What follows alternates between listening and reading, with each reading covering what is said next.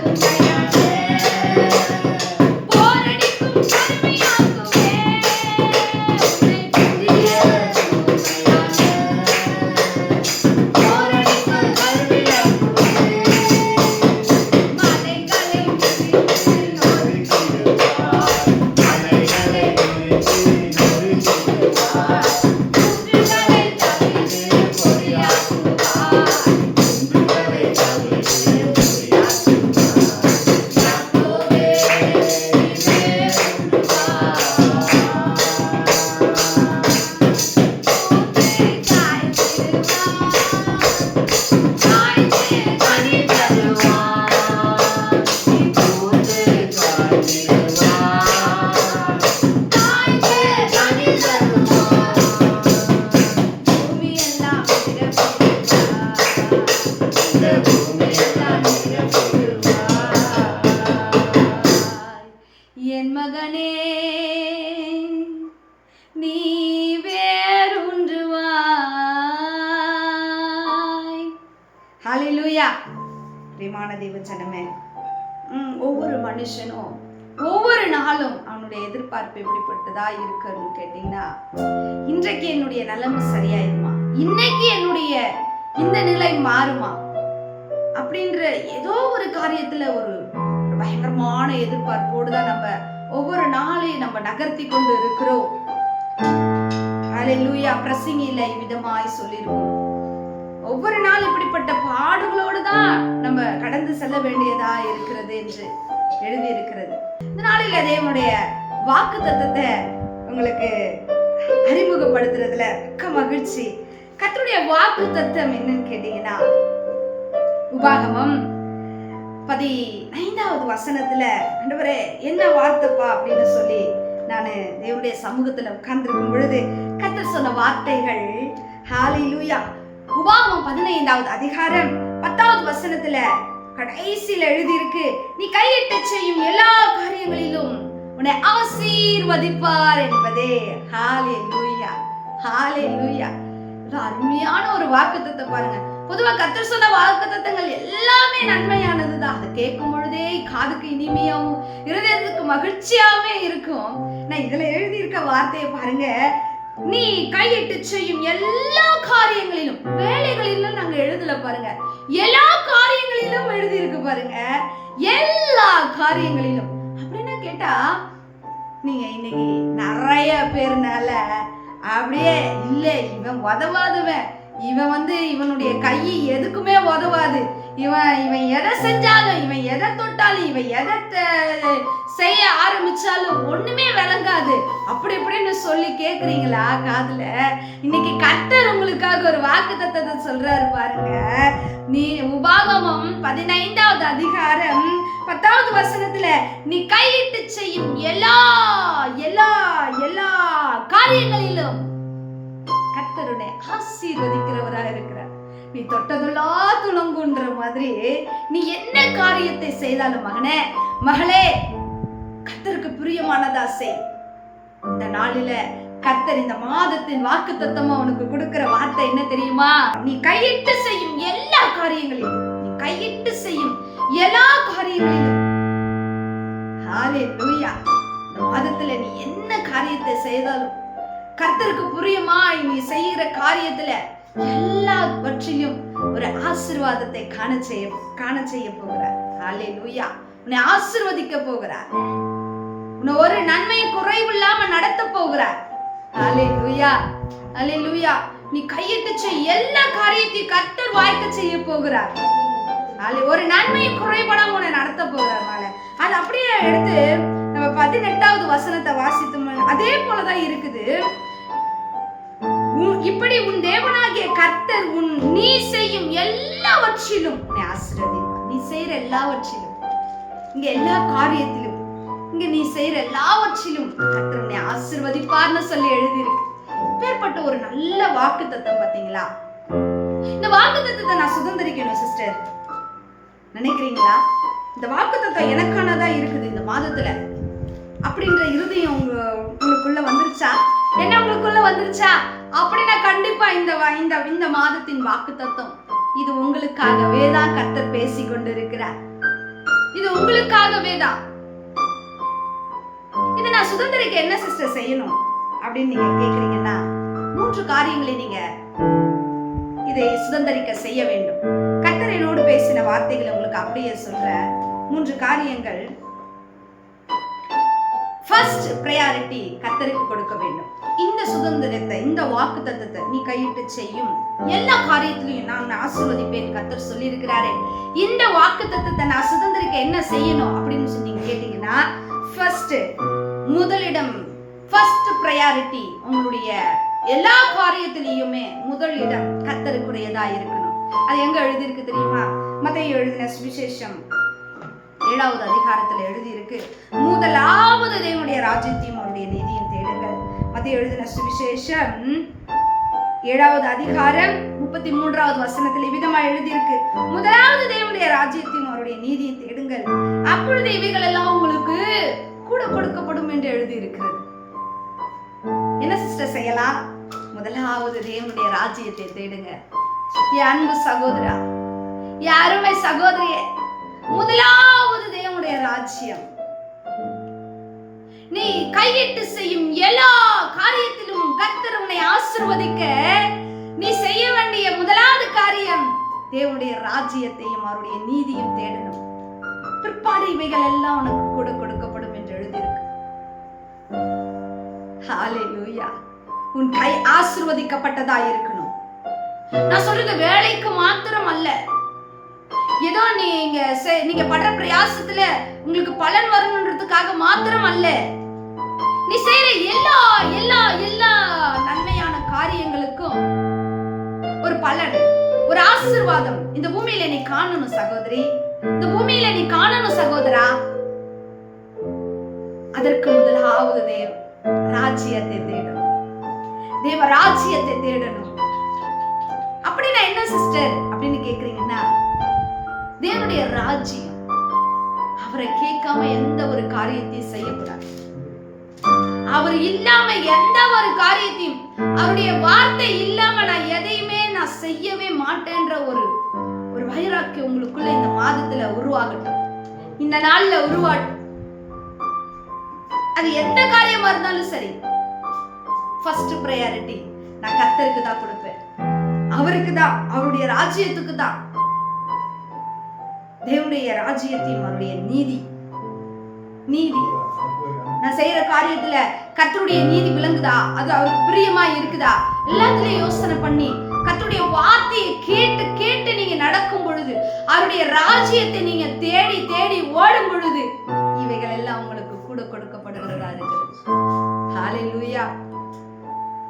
நம்ம நிறைய காரியத்தை எழும்பி செய்யறோம் பாருங்க, அது தேவனுக்கு பிரியமா இருக்கா, இல்ல அவருக்கு நான் இதை செய்யட்டுமா செய்ய வேணாமா.